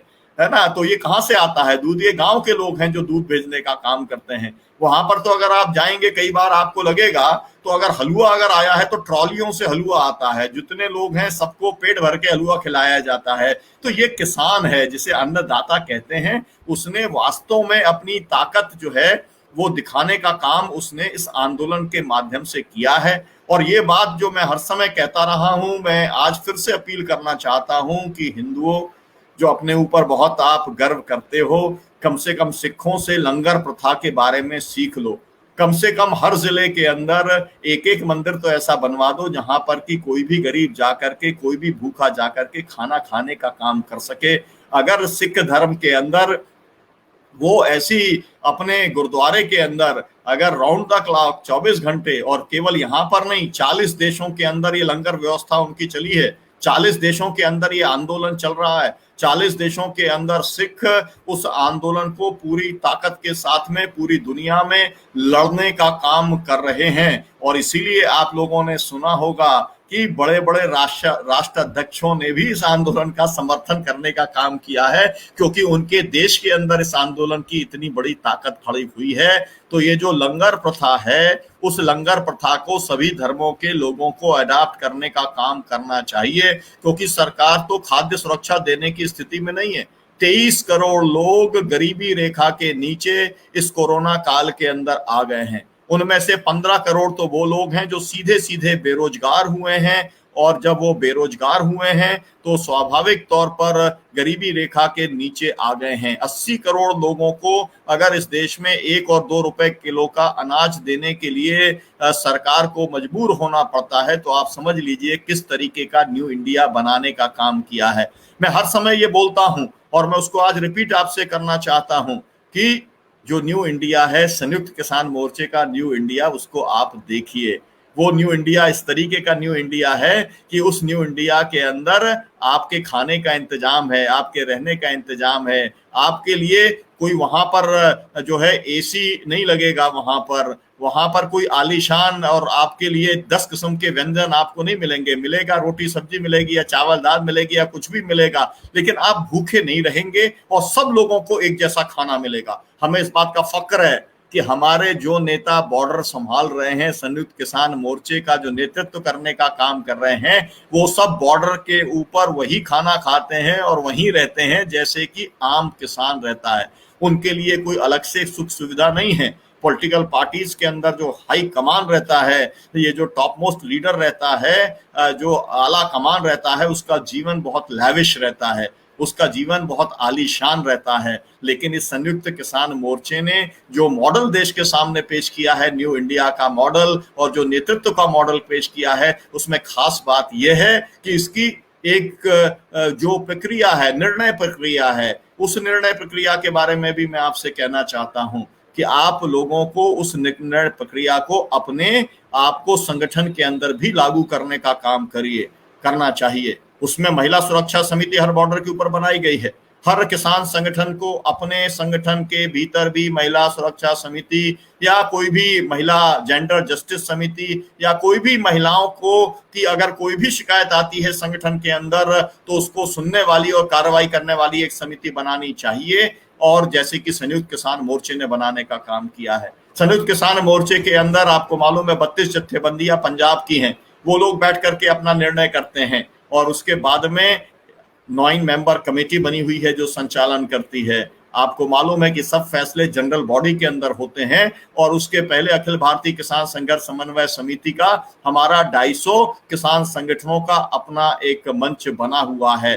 कई लेवल के ऊपर हम लोग डिस्कशन करते हैं और जनरल बॉडी के अंदर लोगों के बीच में आगे क्या करना है उसको हम फैसला करते हैं। और ये भी मैं आपको बता दूं, किसी भी संगठन की और किसी भी व्यक्ति की अगर कोई आपत्ति होती है तो उस दिशा के अंदर हम आगे बढ़ने का काम नहीं करते। बहुत सारी बातें हम लोग इसलिए नहीं कर पाए क्योंकि सब लोगों की सहमति और सर्वानुमति नहीं बन पाई। लेकिन लोकतंत्र को किस तरीके से चलाना है, अकेले मेजॉरिटी माइनॉरिटी से चलाने का काम करेंगे तो मेजॉरिटी हर समय जो है रूल करने का काम करेगी। मामला इस तरीके से नहीं होना चाहिए। माइनॉरिटी का मतलब कि जो कम संख्या में है उसकी बात भी सुनी जानी चाहिए। और उसकी बात को तवज्जो भी दिया जाना चाहिए। मैं माइनॉरिटी की बात हिंदू और मुसलमान के तौर पे नहीं कह रहा हूं, मैं पक्ष और विपक्ष के तौर पर कह रहा हूं कि एक बात को कुछ लोग मानने वाले हैं और दूसरी बात को कुछ लोग मानने वाले हैं। उसमें अगर निर्णय करना है तो केवल ऐसा नहीं है कि आपने हाथ खड़े करवा लिए और ज्यादा संख्या में जो लोग हैं उसका फैसला आपने कर दिया। कोशिश होनी चाहिए कि सर्वानुमति हो। तो इस सर्वानुमति से पूरा का पूरा संयुक्त किसान मोर्चा चलने का काम कर रहा है। तो हमारा साझा नेतृत्व है। संपूर्ण विपक्ष अगर इस संयुक्त किसान मोर्चे के इस मॉडल को अगर अपना मॉडल मान लेगा तो मुझे लगता है कि ये जो एक वन अपमैनशिप की जो बात है कि मेरी कमीज सफेद और मैं ही प्रधानमंत्री बनूंगा, ये बात अगर दिमाग से विपक्ष के तमाम सारे नेताओं से निकल जाएगी और ये तय हो जाएगा कि भाई जिसका बहुमत आएगा, जिसे सांसद चुनेंगे, वो इस देश का प्रधानमंत्री बनेगा।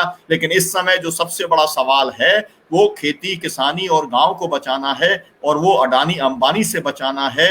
मैं याद दिलाना चाहता हूं आपको कि सबसे पहले क्लाइव आया था ईस्ट इंडिया कंपनी के साथ में, उसने सिराजुद्दौला को, आप में को मालूम है कि उसको हराने का काम किया और उसके बाद में उन्होंने पूरे देश के ऊपर कब्जा कर लिया।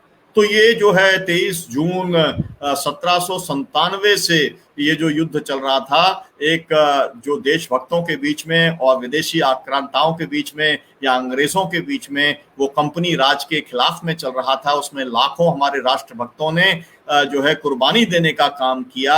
आज फिर वही स्थिति आ गई है कि जो हमारी केंद्र सरकार है वो अडानी अंबानी राज कायम करना चाहती है। हम सैकड़ों साल तक लड़ने के बाद में हम जब आजाद हुए तो हम अडानी अंबानी का हम गुलाम बनने के लिए तैयार नहीं हैं। ये मुद्दा तो 137 करोड़ लोगों का है, लेकिन इससे सबसे पहले इसे पहचाना और समझने का जो काम किया है वो समझने का काम इसे किया है किसानों ने, और इसीलिए किसान इसका नेतृत्व करने का काम कर रहा है। और मैं आपसे ये कहना चाहता हूं, किसानों के साथ साथ में श्रमिक भी हैं, क्योंकि उनके साथ भी यही हुआ है। उनके जो पूरे के पूरे मजदूरों के जो कानून थे उनको खत्म करके बाकायदा 4 लेबर कोड लागू करने का काम किया गया। और अभी तो 16 जून को सरकार ने अभी जब घोषणा की कि 26 जुलाई से हड़ताल शुरू करेंगे, डिफेंस के अंदर जो कारखाने हैं उसका कॉर्पोरेटीकरण किया जा रहा है, अडानी अंबानी को सौंपा जा रहा है। तो जो वहां पर जो कारखाने के श्रमिक हैं उन्होंने जब डिफेंस फैक्ट्रीज के अंदर, ऑर्डिनेंस फैक्ट्रीज के अंदर जब हड़ताल की बात की तो सरकार ने कानून लेकर के आकर के उन्होंने हड़ताल को अवैध घोषित कर दिया। आपको याद होगा इस देश के अंदर इमरजेंसी लगी थी और जो है लगभग 1.5 लाख लोगों को 19 महीने तक इंदिरा गांधी ने जेल के अंदर डाल दिया था। और तब जो है तब ये कानून लाया गया था। क्यों लाया गया था?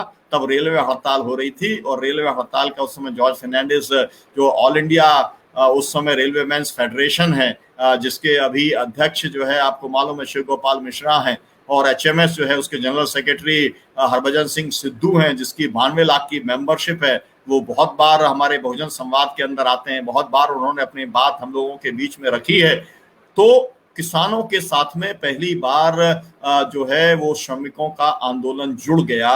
हम उनका साथ दे रहे हैं 4 लेबर कोड को खत्म करने के लिए, श्रम कानूनों की बहाली के लिए, और जो सब सार्वजनिक संस्थान को जो औने पौने दाम के ऊपर बेचने का जो क्रम चल रहा है, हम उसका जो निजीकरण चल रहा है हम उसको रोकना चाहते हैं। इन मुद्दों के ऊपर किसान और मजदूर एक साथ काम कर रहा है।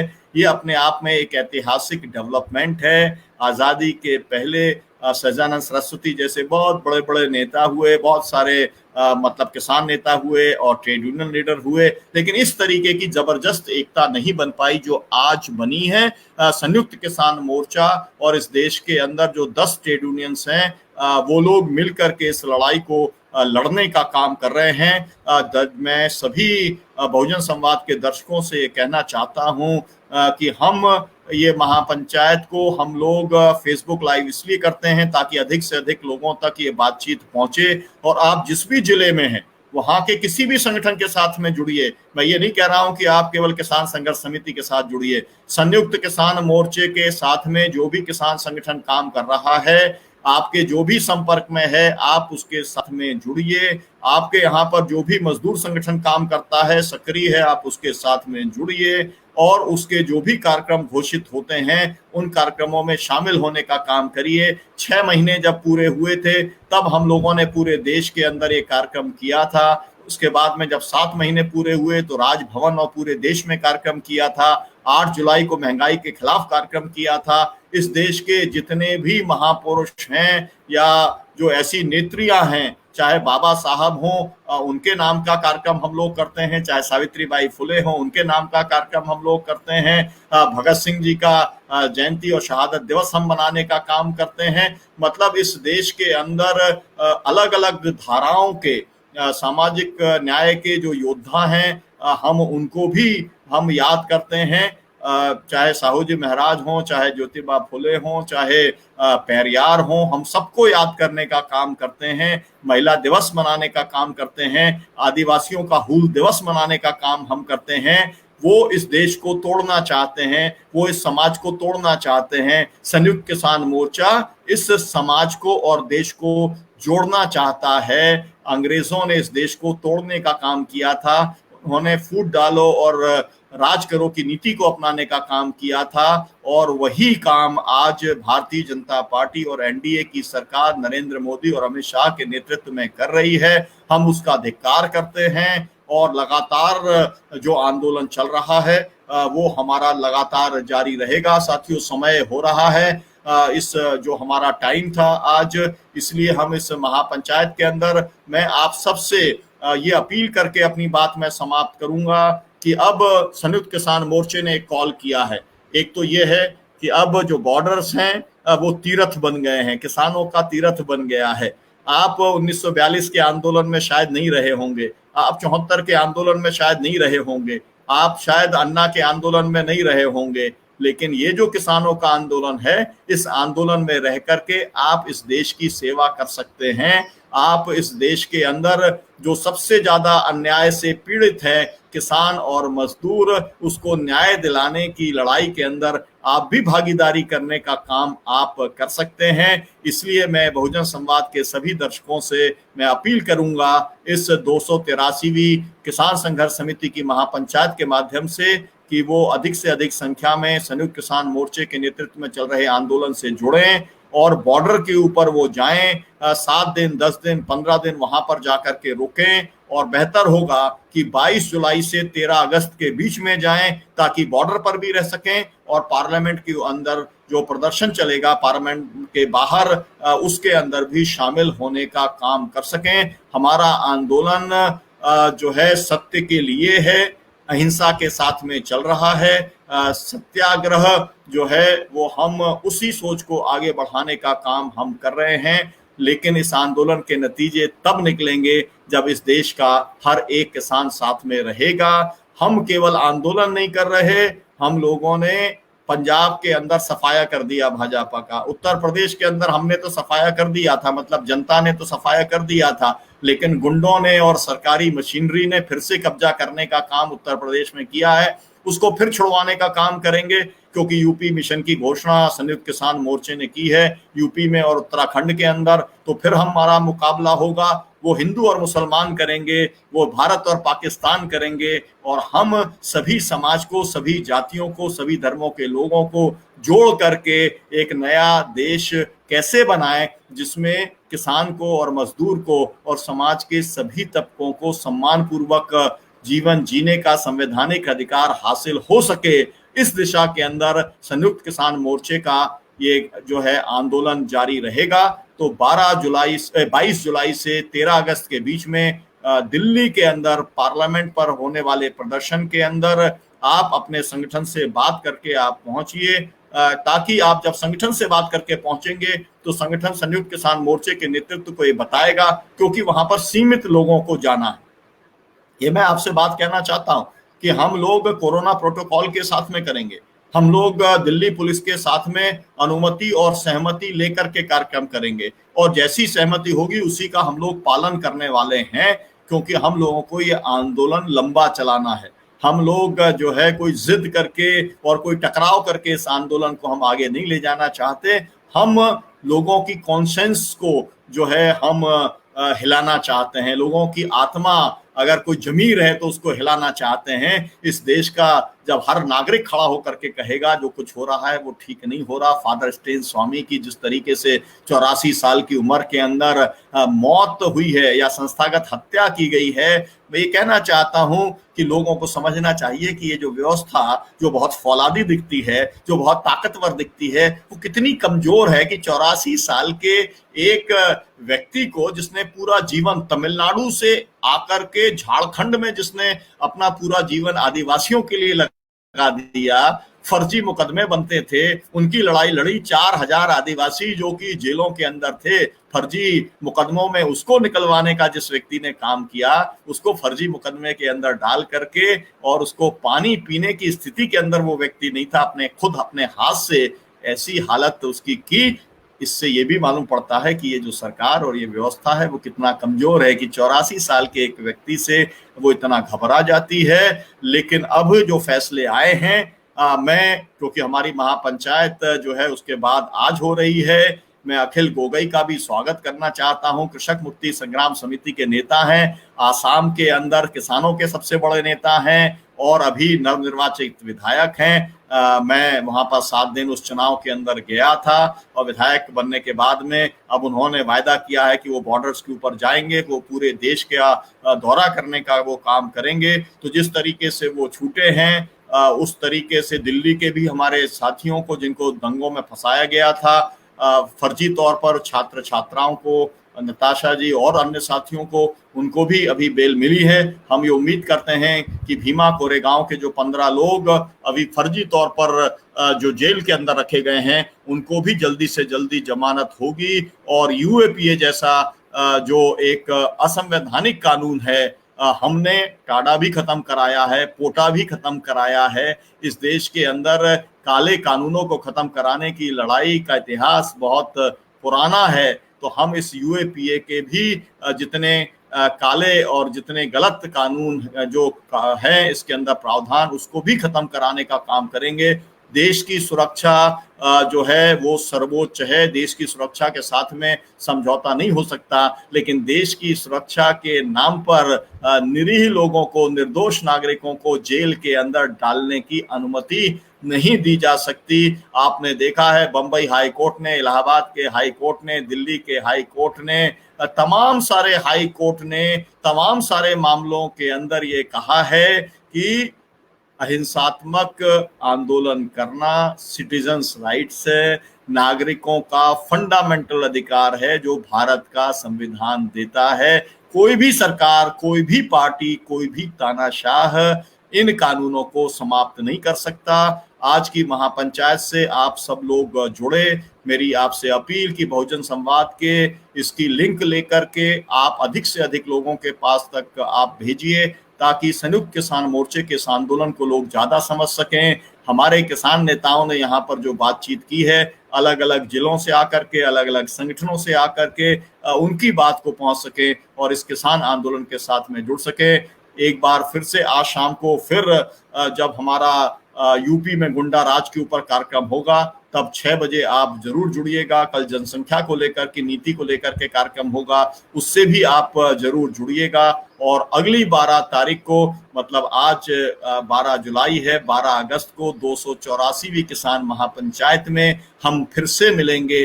तब तक के लिए इंकलाब जिंदाबाद, किसान मजदूर एकता जिंदाबाद। आप सबका बहुत बहुत शुक्रिया, बहुत बहुत धन्यवाद। TR आठिया जी का बहुत आभार, हमारे सभी संयोजक साथियों का आभार जो इस बहुजन संवाद के चैनल को चला रहे हैं और जनता के मुद्दों को रखने का काम कर रहे हैं। जबर सिंह जी इसके साथ में जुड़े हुए हैं, जो हमारे साथी प्रशांत सोनवाने जी भी जुड़े हुए हैं, पंखुड़ी जी जुड़ी हुई हैं, हमारे साथी निशा जी भी इसके साथ में जुड़ी हुई हैं।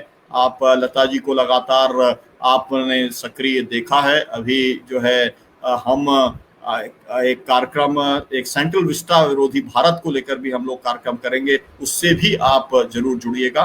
आप सबका शुक्रिया, धन्यवाद। इंकलाब जिंदाबाद।